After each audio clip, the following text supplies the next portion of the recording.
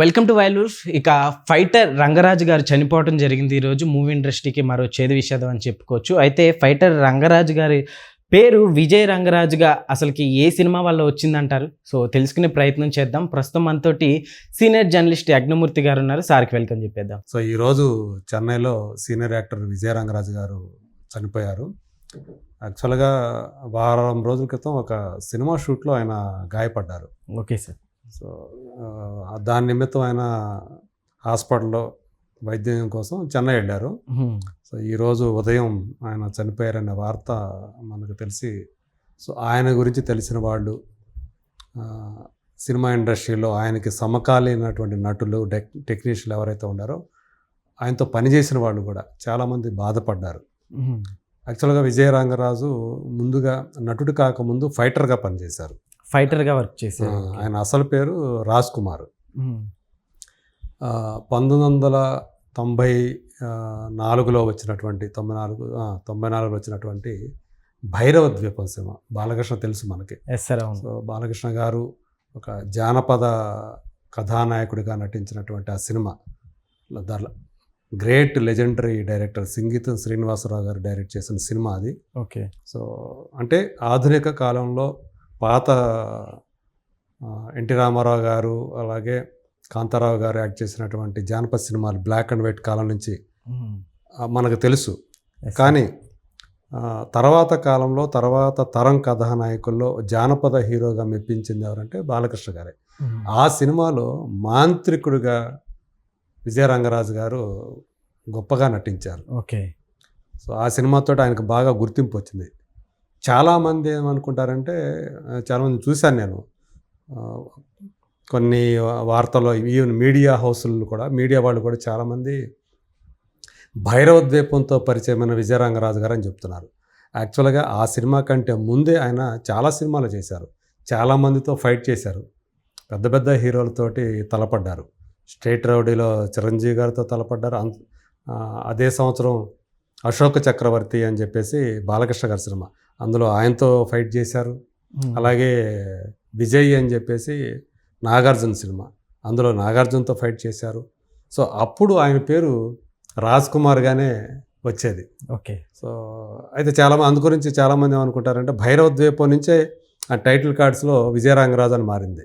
అందుకని ఆయన first film Bhairava ద్వీపం అని చెప్పేసి అనుకుంటూ ఉంటారు. సో మరి ఆ రాజ్ కుమార్ కల్లా, ఆ ఫైటర్ రాజ్ కుమార్ కాస్త భైరవ ద్వీపం నుంచి ఎందుకు విజయ రంగరాజుగా మారింది అంటే, ఆ పేరు మార్చింది ఆ సినిమా డైరెక్టర్ అయినటువంటి సంగీతం గారే. సంగీతం గారే మార్చారు. సంగీతం కాదు, సింగీతం. సింగీతం, ఇంటి పేరు సింగీతం.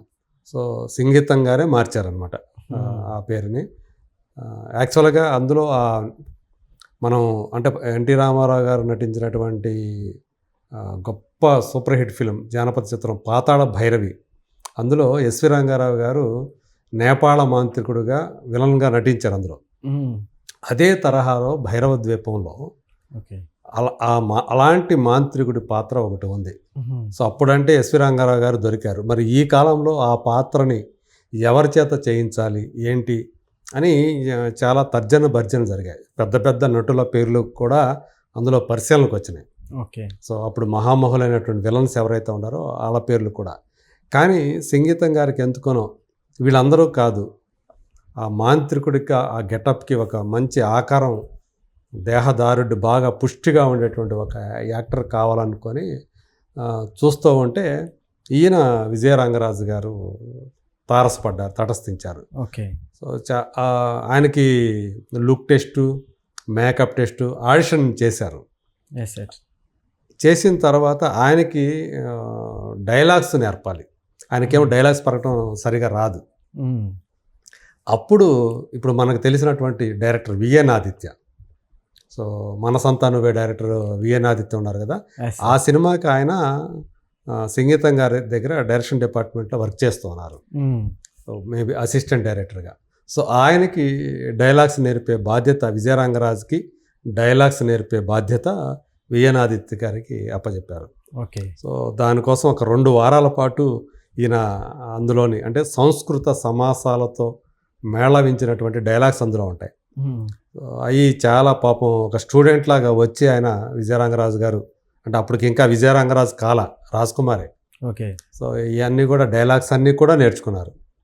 నేర్చుకొని సరే తీరా సెట్స్ మీదకి వచ్చిన తర్వాత ఆ డైలాగ్ చెప్పమంటే అందరికి వచ్చిన తర్వాత డైరెక్టర్ గారు సరే డైలాగ్ చెప్పమంటే ఈ నోట్లోంచి మాటే రాలా. మొత్తం డైలాగ్స్ అనే మర్చిపోయారు. ఓకే. ఒక రకమైన భయం. ఎందుకంటే ఆయన ఎప్పుడూ కూడా ఆయనకి అంతకుముందు చేసిన సినిమాల్లో ఏదో ఒకటి రెండు డైలాగులు తప్ప అసలు డైలాగ్స్ ఉండేవి కాదు. ఫైట్లు మాత్రమే చేసేవాళ్ళు. ఫైటర్ కాబట్టి ఆ ఫైట్లు మాత్రమే చేసేవాళ్ళు, డైలాగ్స్ చెప్పేవాళ్ళు కాదు. అందుకని ఆ భయంతో ఆయన డైలాగ్స్ నేర్చుకున్నప్పుడు కూడా వర్క్షాప్లో ఆ డైలాగ్స్ చెప్పడం మర్చిపోయారు. ఇంకా అయిపోయింది ఇక నా పని, నన్ను ఇక తీసేసినట్టే అని చెప్పేసి అన్నారు. రావి కొండలరావు గారని ఆయన బాగా పేరున్నటువంటి నటుడు, రచయిత కూడా. ఓకే. ఆయన ఈయన పెడితే మాత్రం సినిమా నాశనం అయిపోద్ది, ఈయన తీసేసేయండి అని చెప్పేసి చెప్పేశారు ఆయన.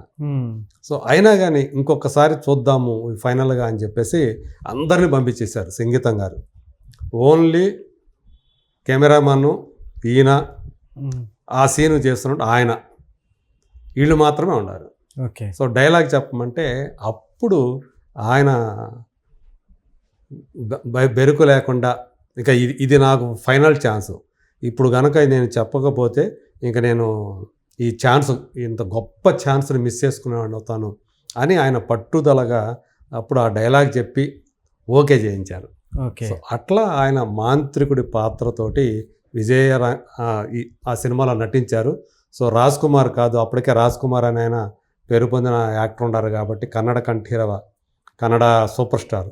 సో అందుకని ఈయన పేరుని ఏం చేశారంటే ఆయన రాజ్ కుమార్ కాదు, నీ పేరు ఇక్కడి నుంచి నువ్వు విజయరంగరాజువి అని చెప్పి ఆయనే పేరు మార్చి టైటిల్స్లో విజయరంగరాజు అని చెప్పేసి వేశారు. రాజ్ కుమార్ కాస్త రాజ్ కుమార్ కాస్త విజయరంగరాజు అయ్యి ఆ తర్వాత ఆ భైరవ ద్వీపంలో చేసినటువంటి మాంత్రికుడి పాత్ర ఓకే చాలా బాగా పేరు తీసుకొచ్చింది ఆయనకి. అంటే ఎస్వి రంగారావు లాగా ఆయన గొప్పగా నటించకపోయి ఉండొచ్చు కానీ బట్ బాగా చేశాడు, పాస్ మార్కులు వేయించుకున్నాడు అనే పేరైతే సంపాదించుకున్నాడు. ఆ తర్వాత మళ్ళీ ఆయనకి యజ్ఞం అనే సినిమా, గోపీచంద్ హీరోగా కంబ్యాక్ సినిమా యజ్ఞం అనేది. సో ఆ సినిమాలో మళ్ళీ ఒక ఫ్యాక్షనిస్ట్గా, ఒక విలన్గా నటించి సో అందులో బాగా మెప్పించారు. ఆ తర్వాత చాలా సినిమాల్లో ఆయన మంచి మంచి పాత్రలే పోషించి నటుడిగా బాగా చేస్తున్నాడు అనే పేరు సంపాదించుకున్నాడు. అలాంటి విజయరంగరాజు ఈరోజు మన మధ్య లేకపోవడం దురదృష్టకరం అని చెప్పాలి. సినిమా ఇండస్ట్రీ కూడా అంటే ఒక గొప్ప నటుడిని అని చెప్పలేము కానీ ఒక మంచి నటుడిని కోల్పోయిందనే చెప్పాలి. ఒక టిపికల్ ఆయన ఆకారం చాలా భారీగా ఉంటుంది. సో ఆయన తెలుసు కదా మనకు బాల్డ్ హెడ్తో ఉంటారు. సో కళ్ళు అలాగే ఆయన మీసం ఎక్కువ బాగా బొద్దు మీసం ఉంటుంది. సో ఆ మీసంతో ఆయన లుక్ కనపడితే చాలు పిల్లలు కూడా భయపడతారు అన్నట్లుగా ఆయన రూపం కనిపించేది. సో మొత్తానికి అలా రూపంతో అలాగే తన నటనతోటి చాలామందిని భయపెట్టినటువంటి ఆయన ఈరోజు ఒక వారం రోజుల క్రితం షూటింగ్లో గాయపడి ఇలా వైద్య చికిత్స తీసుకుంటూ చెన్నైలో ఈరోజు చనిపోవటం అనేది అత్యంత బాధాకరమైనటువంటి విషయం అని చెప్పాలి. అంటే ఆరోగ్యం మామూలుగా ఫస్ట్ నుంచి బాగోలేదా సార్, లేకుంటే ఎట్లా చనిపోయారంటే? అదే చెప్పాను కదా, ఇప్పుడు షూటింగ్లో గాయపడ్డారు ఆయన. షూటింగ్లో వారం రోజుల క్రితం షూటింగ్లో గాయపడ్డారు. దాని నుంచి దానికే చికిత్స తీసుకుంటూ ఈరోజు చనిపోయారు. అందుకనించే ఆయనతో పనిచేసిన వాళ్ళందరూ కూడా ఇప్పుడు ఆదిత్య కూడా, విఎన్ ఆదిత్య కూడా ఆ రోజుని భైరవ ద్వీపం నాటి రోజుల్ని గుర్తు చేసుకుంటూ ఆ విజయరంగరాజు అనే పేరుని ఎలా పెట్టారో కూడా ఆయనే ఒక చక్కని వ్యాసం ద్వారా తెలియజేశారు మనకి. సో ఈ సందర్భంగా విజయరంగరాజు గారి గురించి అదే భైరవ ద్వీపం నాటి సంగతుల్ని తెలియజేసినందుకు విఎన్ ఆదిత్య గారికి కూడా ఈ సందర్భంగా థ్యాంక్స్ చెప్పుకుంటున్నాను నేను. సో ఏమైనా విజయరంగరాజు గారి ఆత్మకి శాంతి చేకూరాలని చెప్పి అలాగే ఆయన కుటుంబ సభ్యులకు ప్రగాఢ సంతాపం తెలియజేస్తున్నాం. అది ఫైటర్ రాజ్ కుమార్ విజయరంగరాజుగా ఎలా మారాడు అనేది ఇదనమాట. ఎలా మారాడు, భైరవ ద్వీపంతోనే ఆయన విజయరంగరాజుగా ఆయన మన ముందుకు వచ్చారు. Okay sir, thank you.